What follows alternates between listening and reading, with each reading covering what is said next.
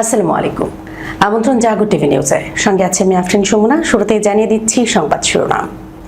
লোহিত সাগরে দাউ দাউ করে জ্বলছে আগুন, সৌদি বন্দরে হুথিদের ব্যালিস্টিক ক্ষেপণাস্ত্র বৃষ্টি, পালিয়ে গেল 29টি জাহাজ, হতভম্ব মোহাম্মদ বিন সালমান।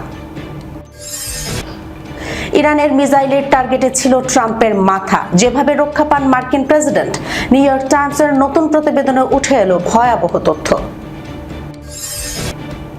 সকল প্রশংসা আল্লাহর, মধ্যপ্রাচ্যের অত্যাচারী ইরান আর নেই, আরও যা বললেন ডোনাল্ড ট্রাম্প। পাকিস্তানকে ভেঙে টুকরো টুকরো করার ষড়যন্ত্র করছে ইসরায়েল। ইরানের একদিনের হামলা ঠেকাতে $40 লাখ ক্ষেপণাস্ত্র ছুড়েও ব্যর্থ যুক্তরাষ্ট্র, নিউ ইয়র্ক টাইমসের প্রতিবেদন। ট্রাম্প ক্ষমতা থেকে যাওয়ার আগ পর্যন্ত ইরান যুদ্ধ দীর্ঘায়িত করতে পারে, সতর্কতা দিলেন বিপ্লবী গার্ডের উপদেষ্টা। তুরস্ক, সৌদি আরব ও পাকিস্তানের মক্কা চুক্তিতে আরও দেশ চান এরদোয়ান। দর্শক, শিরোনাম শুনছিলেন, এবার জানিয়ে দিচ্ছে বিস্তারিত। লোহিত সাগরে দাউ দাউ করে জ্বলছে আগুন, সৌদি বন্দরে হুথিদের ব্যালিস্টিক ক্ষেপণাস্ত্র বৃষ্টি, পালিয়ে গেল 29টি জাহাজ, হতভম্ব মোহাম্মদ বিন সালমান। ইরান সমর্থিত ইয়েমেনি হুথি যোদ্ধারা লোহিত সাগরে সৌদি আরবের বিরুদ্ধে তাদের সামরিক অভিযান আরও তীব্র করেছে। সৌদি সংশ্লিষ্ট বন্দর ও বাব আল মান্দাব প্রণালীতে একাধিক ব্যালিস্টিক ক্ষেপণাস্ত্র ও ড্রোন হামলায় অন্তত 7 জন নিহত ও আরও 37 জন আহত হয়েছেন। সৌদি যুবরাজ মোহাম্মদ বিন সালমানের জন্য এই হামলা এক কঠিন চ্যালেঞ্জ হয়ে দাঁড়িয়েছে, কেননা হুথিরা তাদের অবরোধের জবাবে অবরোধ অভিযানের অংশ হিসেবে সৌদি তেল রপ্তানিকে লক্ষ্যবস্তু করছে। হুথি সামরিক মুখপাত্র ইয়াহিয়া সারি নিশ্চিত করেছেন যে তাদের বাহিনী মোকা শহরের সৌদি সমর্থিত বাহিনীর অবস্থান, অস্ত্রাগার এবং কমান্ড সেন্টার লক্ষ্য করে বৃহৎ সংখ্যক ব্যালিস্টিক ক্ষেপণাস্ত্র ও ড্রোন নিক্ষেপ করেছে। হুথিরা বাব আল মান্দাব প্রণালীতে একটি বাণিজ্যিক জাহাজের বিরুদ্ধে ডাবল ট্যাপ কৌশল প্রয়োগ করেছে। প্রথমে 3টি ব্যালিস্টিক ক্ষেপণাস্ত্রের তানজানিয়ার পতাকাবাহী তিহামা জাহাজে আঘাত করা হয়। উদ্ধারকারীরা ঘটনাস্থলে পৌঁছালে দ্বিতীয় দফায় আরও একটি ক্ষেপণাস্ত্র হামলা চালানো হয়। এই হামলায় 3 পাকিস্তানি ও 1 জন ইন্দোনেশিয়ান নাবিক সহ 6 জন নিহত এবং আরও 10 জন আহত হয়েছেন। আন্তর্জাতিক মেরিটাইম অর্গানাইজেশনের মহাসচিব এই হামলাকে উদ্বেগজনক বলে অভিহিত করেছেন। হুথিরা 22 জুলাই থেকে সৌদি সংযুক্ত জাহাজগুলোর বিরুদ্ধে সামুদ্রিক অবরোধ ঘোষণা করেছে। তারা দাবি করেছে এই অভিযানে তারা ইতিমধ্যেই প্রায় 10টি সৌদি তেল ট্যাঙ্কারকে লক্ষ্যবস্তু করেছে এবং আরও 29টি জাহাজকে পালিয়ে যেতে বাধ্য করেছে। ইরানের হরমুজ প্রণালী বন্ধ করে দেওয়ার পর সৌদি আরব তার বেশিরভাগ তেল ইয়ানবু বন্দর দিয়ে লোহিত সাগর পথে রপ্তানি করছিল, যা বাব আল মান্দাব প্রণালীর উপর নির্ভরশীল। হুথিদের এই হামলা সেই রপ্তানি পথকে হুমকির মুখে ফেলেছে। এই হামলার পর সৌদি আরব এখন কঠিন দ্বিধার মুখে। একদিকে হুথিদের বিরুদ্ধে বড় ধরনের সামরিক প্রতিশোধ নেয়ার মাধ্যমে ইয়েমেনের দীর্ঘস্থায়ী যুদ্ধে ফিরে যাওয়ার ঝুঁকি রয়েছে, অন্যদিকে নীরবতা বজায় রাখলে হুথিদের উস্কানি আরও বাড়বে বলে আশঙ্কা করছেন বিশ্লেষকরা। সৌদি আরব এখনো এই হামলায় আনুষ্ঠানিক প্রতিক্রিয়া জানায়নি, তবে পশ্চিমা মিত্ররা এই সংকট নিরসনে লোহিত সাগরে নৌ টহল জোরদারের উদ্যোগ নিয়েছে। ইরানের মিসাইলের টার্গেটে ছিল ট্রাম্পের মাথা, যেভাবে রক্ষা পান মার্কিন প্রেসিডেন্ট সেই বিষয়ে একটি প্রতিবেদন প্রকাশ করেছে নিউ ইয়র্ক টাইমস। ন্যাটো শীর্ষ সম্মেলন চলাকালে তুরস্কে ইরানি ক্ষেপণাস্ত্র হামলার সুনির্দিষ্ট হুমকির মুখে পড়েছিলেন মার্কিন প্রেসিডেন্ট ডোনাল্ড ট্রাম্প। ইরানি হুমকির কারণে তখন চরম নিরাপত্তায় ভুগেছিলেন ট্রাম্প, যে কারণে এয়ারফোর্স 1 বিমানের বদলে তুরস্ক থেকে তাকে বিকল্প কৌশলে বের করে আনা হয়েছিল। মার্কিন কর্মকর্তারা জানান, ন্যাটোতে থাকা অবস্থায় ট্রাম্পের গতিবিধি সম্পর্কে পুরোপুরিভাবে অবগত ছিল ইরান। মার্কিন সংবাদ মাধ্যম নিউ ইয়র্ক টাইমসের প্রতিবেদনে এই তথ্য জানানো হয়েছে।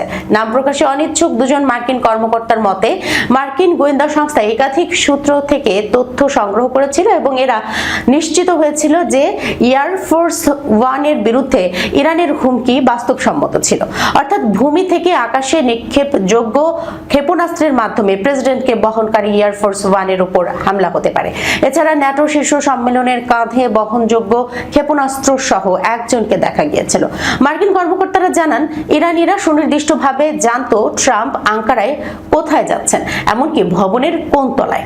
তথ্যটিকে এতটাই বিশ্বাসযোগ্য বলে মনে করেছিলেন মার্কিন কর্মকর্তারা যে তারা ট্রাম্পকে সম্মেলন থেকে ফেরানোর জন্য মরিয়া হয়ে ওঠেন। তারা একটি বিকল্প কৌশল অবলম্বন করেন। ক্যামেরার সামনেই তিনি পুরনো এয়ারফোর্স ওয়ানে চড়েন। ইতিমধ্যেই ট্রাম্প ঘোষণা করেছিলেন যে পুরনো দিনের কথা ভেবে ওই এয়ারফোর্স ওয়ানে উঠবেন। এরপর তিনি বিমানবন্দরের একটি ক্যাটারিং কন্টেইনারে লুকিয়ে বেরিয়ে যান এবং একটি সামরিক বিমানে করে দেশ ত্যাগ করেন। সকল প্রশংসা আল্লাহর। মধ্যপ্রাচ্যের অত্যাচারী ইরান আর নেই। ডোনাল্ড ট্রাম্প ইরানকে মধ্যপ্রাচ্যের অত্যাচারী হিসেবে অভিহিত করেছেন যুক্তরাষ্ট্রের প্রেসিডেন্ট ডোনাল্ড ট্রাম্প। তিনি বলেছেন, অত্যাচারী ইরান আর নেই এবং তাদের সামরিক ও অর্থনৈতিক শক্তি ধ্বংস হয়ে গেছে। আর এর জন্য তিনি মহান আল্লাহর প্রশংসা করেছেন। ট্রুথ সোশ্যালে ইরানের ক্ষয়ক্ষতি ও অর্থনৈতিক দুরবস্থার কথা উল্লেখ করে পোস্ট দেন ট্রাম্প। তিনি বলেন, হরমুজ প্রণালীর পূর্ণ নিয়ন্ত্রণ যুক্তরাষ্ট্রের কাছে। আমি মনে করি আমরা এটি ধরে রাখতে পারবো। হরমুজে আমাদের নৌ অবরোধকে লৌহ দেওয়াল হিসেবে বলা হচ্ছে, আর ইরানের এই ব্যাপারে কিছুই করার নেই। মার্কিন প্রেসিডেন্ট বলেন, তাদের কোনো নৌবাহিনী নেই, বিমান বাহিনী নেই, তাদের বাকি সেনাদের বেতন বাকি রয়েছে। ইসলামিক বিপ্লবী গার্ড ব্যাপকভাবে ক্ষতিগ্রস্ত হয়েছে এবং তারা পালিয়ে যাচ্ছে, আর তাদের নেতৃবৃন্দ সর্বোচ্চ পর্যায়ে অনিশ্চিত। তাদের কোনো অর্থ নেই, তাদের দেশ ধ্বংস হয়ে গেছে। ট্রাম্প পোস্টে লিখেন, ইরানের যা আছে তা হলো মিথ্যা সংবাদ আর ৩০০% মুদ্রাস্ফীতি। এই পরিস্থিতি আরো খারাপ হচ্ছে। ইরান কথা বলে কিন্তু কাজ করে না। মধ্যপ্রাচ্যের অত্যাচারী ইরান আর নেই। সকল প্রশংসা আল্লাহর। ইরানের সঙ্গে ২৮ ফেব্রুয়ারি থেকে টানা ৪০ দিন যুদ্ধ করার পর হরমুজে নৌ অবরোধ আরোপ করে যুক্তরাষ্ট্র। এরপর থেকে তারা ইরানের বন্দরে যাওয়া ও আসা সব ধরনের জাহাজকে আটকে দিচ্ছে।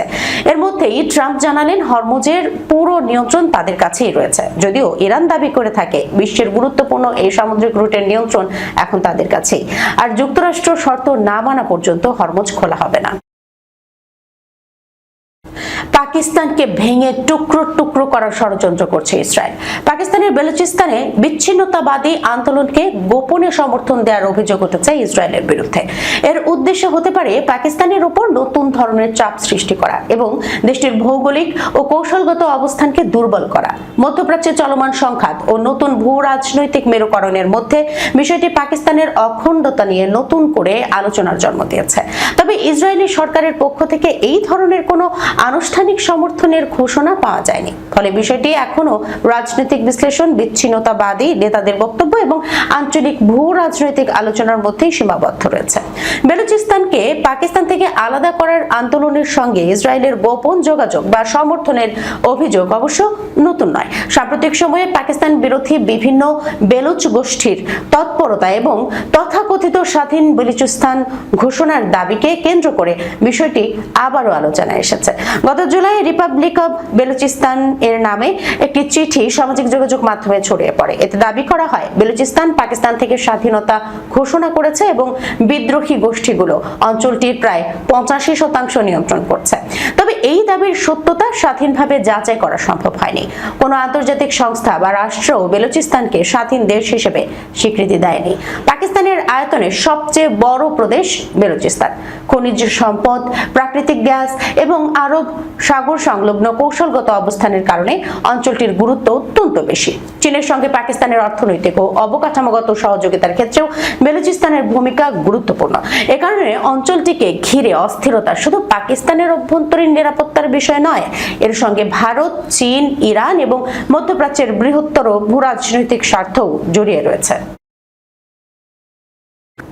ইরানের একদিনের হামলা ঠেকাতে $40 লাখ ক্ষেপণাস্ত্র ছুড়েও ব্যর্থ যুক্তরাষ্ট্র। নিউ ইয়র্ক টাইমসের প্রতিবেদন। ইরানের ক্ষেপণাস্ত্র ও ড্রোন হামলা প্রতিহত করতে যুক্তরাষ্ট্রকে বিপুল পরিমাণ আকাশ প্রতিরক্ষা ক্ষেপণাস্ত্র ব্যবহার করতে হয়েছে। নিউ ইয়র্ক টাইমস জর্ডানে হামলার একটি প্রতিবেদন প্রকাশ করেছে, যেখানে মার্কিন সামরিক বাহিনী ইরানের একদিনের হামলা প্রতিহত করতেই $40 লাখ মূল্যের 50টি প্যাট্রিয়ট ক্ষেপণাস্ত্র ব্যবহার করেছিল। কিন্তু ইরানের ক্ষেপণাস্ত্রগুলো তখন জর্ডানের মার্কিন আকাশ প্রতিরক্ষা ব্যবস্থাকে ফাঁকি দিতে সক্ষম হয়েছিল।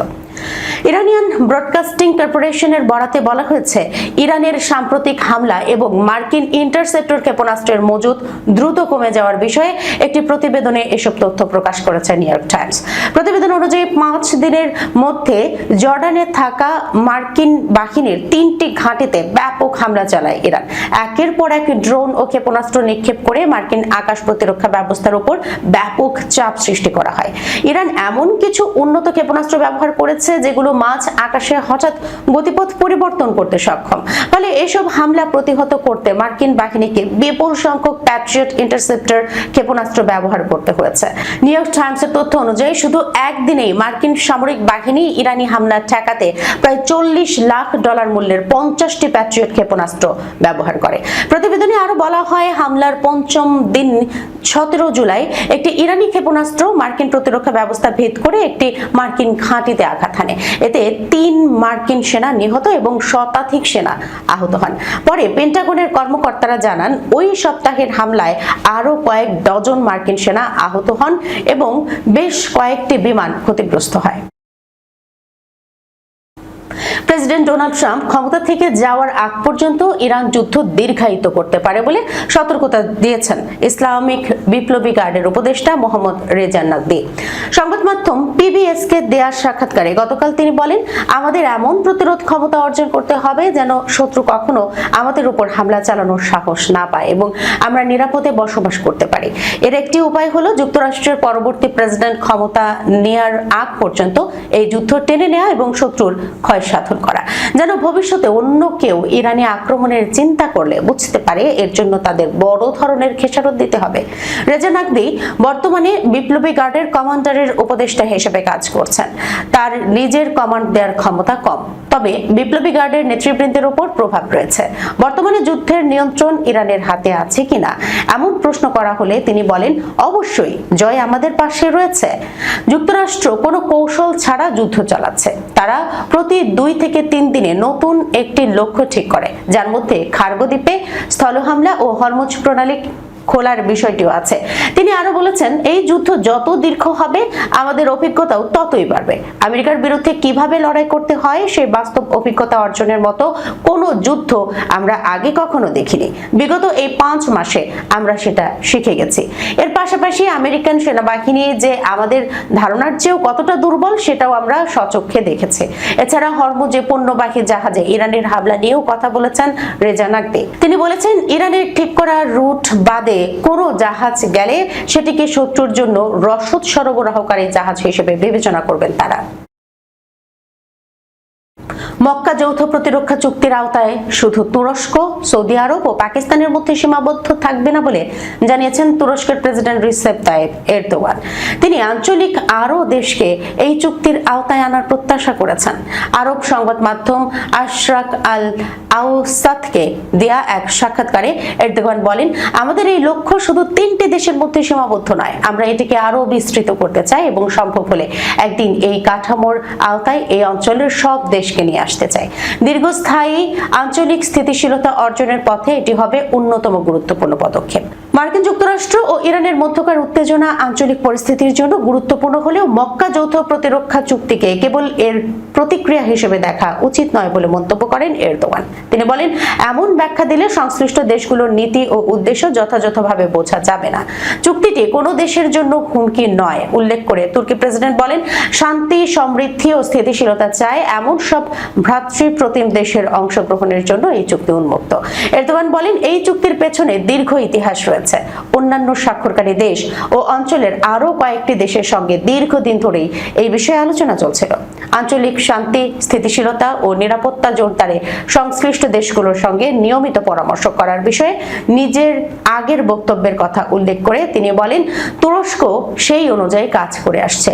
তিনি বলেন, আঞ্চলিক সমস্যা সমাধানের ক্ষেত্রে বাইরে থেকে চাপিয়ে দেয়া সমাধান কি ধরনের বিপর্যয় সৃষ্টি করেছে তা তারা জানেন।